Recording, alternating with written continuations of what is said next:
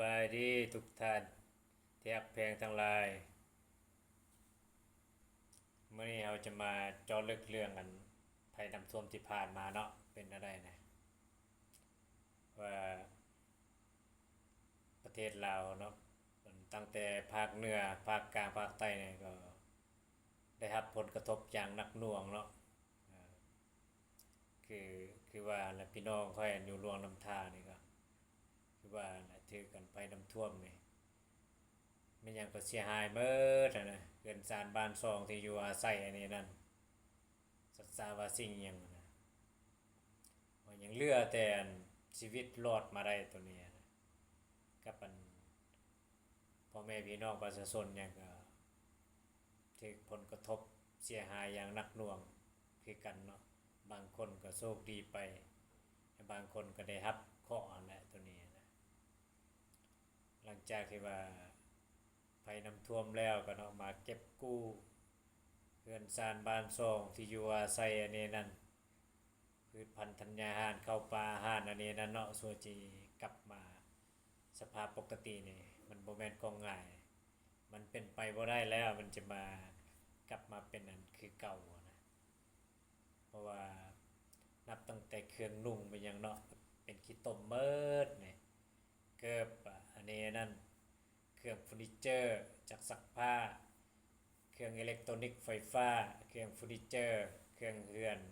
เครื่องใช้มีอย่างต่างๆเรือนมีอย่างก็เป็นขี้ตมเมิดเนาะบนนอนอันนี้นั่นเครื่องนุ่งห่มเป็นผ้าห่มบอหรือว่าทรงเสื้อทงตีนทรงซ้อนหรือว่าหมวกอะไรอย่างเกิบอย่างก็คือว่านั่นเนาะถือภัยน้ำท่วมหมดเลยเป็นขี้ต้มหมดนั่นแหละบางอันคู่บางอันก็ไล่ไปตามน้ำมาแล้วเนาะถือน้ำเสาะน้ำเจือนอย่างไปแล้วก็ดินก็เจือนแบบนี้บางอันหลังคาเฮือนนี่ก็ไล่ไปตามน้ำมาแล้วว่าครัวก็ฮักทางก็คาดอย่างเหตุให้การสัญจรไปมาเนี่ยได้รับผลกระทบเสียหายอย่างหนักหน่วงตัวนี้นะก็คือว่าแล้วพ่อแม่พี่น้องประชาชนเนี่ยเนาะคือทุกคนเอาเห็นนั่นแหละเห็นแล้วเป็นใจดูสงสารเนาะน้ำตาจนไหลมันแหละความเห็นบ่ว่าผู้ใดถือผู้ใดก็บ่คักคือกันเรื่องแบบนี้เนาะผู้อยู่แคมป์นำแนวมีความเสี่ยงหลายเลยชัวจีจิล่างเฮือนเนาะเพราะว่ามันคืออยู่ในเฮือนเนี่ยมันเป็นอันขี้ต้มหมดเลยชัวจีเอาจักกันซีดน้ำเนาะอันจักขนาดใหญ่มาซีดมาล่างเนี่ยซีมันยังมันจะได้ทาไม่เมิดอันนี้เครื่องเฟอร์นิเจอร์เครื่องใส่ซอยเครื่องจานอย่างนั้นนะเครื่องเฮือนเครื่องอย่างก็จะได้ล่างหมดเนี่ยโอ้บ่แม่นของง่ายเด้ซื้อซันไลอันนี้นั่นเครื่องทำความสะอาดเนี่ยทั่วประเทศลาวเนี่ยคนลาว7 ล้านกว่าคนเนี่ยเนาะซื้อเครื่องอนามัยเครื่องซันไลอย่างนี้มาล้างมาถูเรือนเนี่ยเนาะโอ้หมดหลายตื้อเลยเมินค่าบ่ได้เลยเนาะตัวนี้เห็นว่าเป็นจังซั่นชัวจิล่างเฮือนอันนี้นั่นคิดต้มมันจะออกหมดนี่มันบ่คือเก่าแล้วสัวจีได้ฮือได้ล่างใหม่มันจะกลับมาคือเก่ามันเป็นไปบ่ได้แล้วนี่นะว่าบางดินบางบ่อนเนาะถึกน้ำนะถึกน้ำมันก็คือว่าอันแหละเซาะเจือนไปเบิดบัดนี้มันพัดไปตามน้ำนะเพราะว่าน้ำนี่มันจะกลืนกินทุกสิ่งทุกอย่างแล้วไม่อย่างมันก็ซึมซับได้เบิดน้ำนะเพราะว่ามันลายได้เนาะมันเป็นแบบมวลสารมหาศาลนะคือกับมันสงครามล้างโลกนะแบบมันน้ำท่วมโลกนะตัวนี้ตัวสัตว์มันตัวอย่างก็คือว่าแล้วเนาะบ่เรืออาจจะเป็นหมูมาเป็ดไก่งัวควายอย่างตั้งแต่สัตว์น้อยหาสัตว์ใหญ่เนาะบางตัวก็รอดบางตัวก็ไล่น้ำไปแล้วก็บางตัวมันลอยน้ำบ่ได้แล้วก็มันก็ตายอยู่น้ำมันแหละบางตัวมันก็คือตัวควายตัวอย่างมันก็สร้างรอยน้ำเลยมันก็เอาตัวรอดได้ส่วนหลายนะส่วนน้อยก็เอาตัวบ่รอดคือกันแต่ว่าจะลอยน้ำเป็นก็ยากบางเทื่อมันก็บ่สามารถเอาตัวรอดได้ตัวนี้นะคือแต่ว่ามันก็ดีกว่า ตัวสัตว์อันพวกที่ว่าลอยน้ำบ่เป็นหั่นว่าคันเฮาฮู้ลอยน้ำมันยังมันก็ยังปลอดภัยหลายเติบนั่นแหละตัวนี้นะคืออันตัวสัตว์บางตัวนี่เนาะมันบ่ฮู้ลอยน้ำเป็นหยังเด้มันก็มีแต่ตายลูกเดียวนั่นแหละตัวนั้นน่ะนะเอาไปตายดูเบิ่งอันตัวสัตว์นี่ยังบ่ว่าแต่คนเนาะไล่นำไปนี่เด็กน้อยนี่นั่นก็ไล่ไปนี่โอ้เป็นตายดูสงสาร ส่วนจะฟื้นฟูขึ้นมาเนี่ยโอ้บ่ธรรมดาเลยมันจะมาเป็นสภาพเก่าในเรือนซานบ้านซองเนาะส่วนจะล่างนะที่ต้มบักหลายๆส่วนจีเอาจักซีดนำขนาดใหญ่อย่างซีดแล้วก็ตู้แล้วก็ให้มันกลับมาคืนมาคือเก่าเนี่ยมันบ่คือเก่าแล้วมันเป็นไปบ่ได้แล้วตัวนั้นนะนี่แหละความเสี่ยงเนาะคนนั้นอยู่ไกลนำเป็นอย่างซี่แหละเอาตามธรรมดาเนี่ย ตัวนี้มันบ่แม่นว่าบ่ให้ไผเนาะตัวนี้นะคืออันแถวเจ้าค่อยฮู้นะตัวนี้ตามธรรมดานี่คันผู้ใดก็อยากกันสิปล่อยนำปล่อยเขื่อนหยังมาก็อย่าเนาะหรือว่าน้ำฝนอีหยังก็อย่านะถ้าว่าสิปล่อยมาหยังนะก็ต้องให้มีความปลอดภัยก่อนเนาะหรือว่าคือตัวอย่างว่าประเทศจีนนี่ถ้ามันเขาแจ้งมาทำมิตรนี่ จักข่าวแท้ข่าวปลอมค่อยก็บ่ฮู้เนาะในเว้าตามมันที่ว่าได้เบิ่งข่าวเนาะมันเป็นอันเขื่อนอยู่จีนเนี่ยลูกมาได้นะเขื่อนแตกกันนะแล้วก็ลูกมาได้แล้วก็ทางการจีนเอาทำบิดนะก็ปล่อยข่าวออกมาว่าแจ้งการว่าจะปล่อยเขื่อนอันสร้างภาพื้นอันเขื่อนอันขนาดยักษ์นะตามธรรมดานี่ กันจิปล่อยมาก็ต้องปล่อยมาให้มีความปลอดภัยเนาะบ่แม่นว่าจะมากระทบปันประเทศเพื่อนบ้านจังซี่มันก็บ่ดีตัวนี้นะบ่ว่าผู้ใดบ่ว่าสมมุติว่าลาวเฮานี่ปล่อยไปให้เข้าไม่มีปัญหาได้ตัวนี้มันบ่แม่นว่าปล่อยมาเราต้องเบิ่งความปลอดภัยเนาะของพ่อแม่ประชาชนแม่นหยังคนในประเทศอันนี้นั่นบ่ได้รับผลกระทบบ่หรือว่ามัน เป็นอะไรแท้ๆเนาะสมมุติว่าเขาฮู้ว่าปริมาณน้ำฝนเนี่ยมันจะมีมวลที่ว่ามหาศาลเนี่ยเขาต้องปล่อยก่อนปล่อยน้ำเก่านะปล่อยน้ำเขื่อนเก่าค่อยๆออกมาก่อนมันซึมซับมีหยังให้มันนั้นให้มันน้ำมันระบายไปก่อนเนาะมันจึงบ่ท่วมนะแล้วบัดนี้น้ำฝนใหม่มาก็พอดีปล่อยมามันจึงค่อยสมดุลกันเนาะแม่นบ่ตัวนี้นะขณะนี้เฮาปล่อยมาบัดเดียวเนาะสมมุติว่า น้ำเก้ามันก็เป็นน้ำมหาศาลนี่แหละบัดนี้น้ำใหม่อีกมาใส่กันมันเต็มแล้วมันล้นแล้วปล่อยมานี่โอ้นี่อันนี้พัฒนาบ่ได้เลยตัวนี้มันคือกับมันฆ่ากันตัวนี้นะกันสิเว้าไปตัวนี้มันบ่แม่นแนวเนาะจังซี่นะตามธรรมดานี่กันปล่อยเขื่อนนี่หยังก็อย่าเนาะบ่ว่าผู้ใดนี่นะก็ให้มันเป็นกลางอยู่แล้วตอนนี้บ่ว่าเฮาบ่ว่าเขานะ คันเฮาจะปล่อยมาต้องเบิ่งความปลอดภัยของประเทศเพื่อนบ้านเนี่ยให้มีความปลอดภัยที่สุดตัวนี้นะสูงสุดนั่นแหละตัวนี้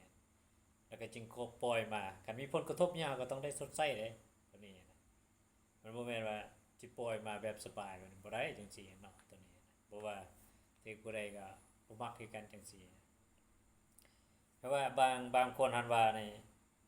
คันบ่ปล่อยมาแต่ว่าเขื่อนแตกนี่แฮงจะอันตราย มันบ่เกี่ยวกันตัวนั้น เพราะว่าตามธรรมดาเนี่ยคันปล่อยมาต้องปล่อยอย่างถูกต้องมีความปลอดภัยพ่อแม่ประชาชนพี่น้องชาวลาวทั่วประเทศต้องมีความปลอดภัยตัวนี้นะแล้วเคลื่อนแตกก็ต้องได้รับผิดชอบอีกอันปล่อยน้ำมาก็ต้องรับผิดชอบอีกเด้มันบ่แม่นว่าสิปล่อยน้ำมาละมากระทบนี่เขื่อนพี่น้องภายนี่ได้รับความเดือดร้อนนี่เหลือแต่เครื่องค่าคิงอันผู้ที่ว่าบ่ได้รับผลกระทบหยังนี่คำรู้สึกยังดอกเนาะผู้แต่ว่าผู้ที่ว่าที่ผลกระทบเนี่ยรู้สึกดีตัวนี้ความมันเสียใจมันเป็นจังไดเนาะการสูญเสียนี่นั่นน่ะนะช่วยสิสร้างได้เงินสร้างบ้านซอกที่ดินอย่างตลอดชีวิตมาแม่นบ่ตัวนี้นะตัวนี้มันบ่แม่นว่าเว้าให้ไผตัวนี้นะเว้าอันเป็นกลางตัวนี้เนาะตัวนี้นะอันคืออันบางคนนี่เนาะคนลาวนี่ยังเข้าข้างคนจีนนะโอ้คันนั้นคันเขาปล่อยมาหันดีแล้วคันเขื่อนเขาแตกนี่แฮงจะหายกว่านี้เอ้าไผจะไปเว้าจังซั่นอันเรื่องจะปล่อยมานี่ปล่อยมาต้องมีความปลอดภัยแม่ แต่ว่าคันปล่อยมาเนี่ยคันบ่ปลอดภัยก็ต้องรับผิดชอบเด้ไอ้เคลื่อนแตกก็ต้องรับผิดชอบอีกช่วงย่างพุ่นน่ะมันบ่แม่นว่าจะปล่อยมาฆ่าล้างอันคนลาวแบบนี้มันบ่ได้จังซี่นะแม่นบ่ทุกทางหรือว่าจะเข้าข้างคนจีนอีกตัวนี้ก็เว้าตามความจริงอันนี้เนาะถ้าว่ามีมนุษย์มีอันคุณธรรมดีนะก็จะรับผิดชอบตัวนี้นะบ่สร้างความเดือดร้อนให้ผู้ใดอันนี้ตัวนี้ค่อยเว้าเป็นกลางเนาะที่ว่าผู้ที่ว่าถือกันผลกระทบทางเงยภัยพี่น้องเงยภัยค่อยนี่จะบ่มีที่อยู่อาศัยหยังนะก็คือว่าแหละมันประชาชนธรรมดาเนาะจะเฮ็ดหยังได้ตัวนี้เอ่อคนลาวเขาบ่ควรเว้าจังซั่นเนาะว่าเขาปล่อยมาแล้วก็บ่เป็นหยังแล้วก็กันเฮ็ดเกินแต่งมาก็บ่เป็นหยังบ่ควรเว้าตัวนี้นะตามธรรมดาเราต้องสร้างเขื่อนมาเนี่ยต้องมีความรับผิดชอบให้มันรับประกันบ่ให้มันไปกระทบชีวิตผู้อื่นเนาะตัวนี้แล้วจะปล่อยมาก็ต้องปล่อยมาให้มีความปลอดภัยพ่อแม่พี่น้องประชาชนบ่ว่าประเทศเฮาหรือว่าประเทศอัน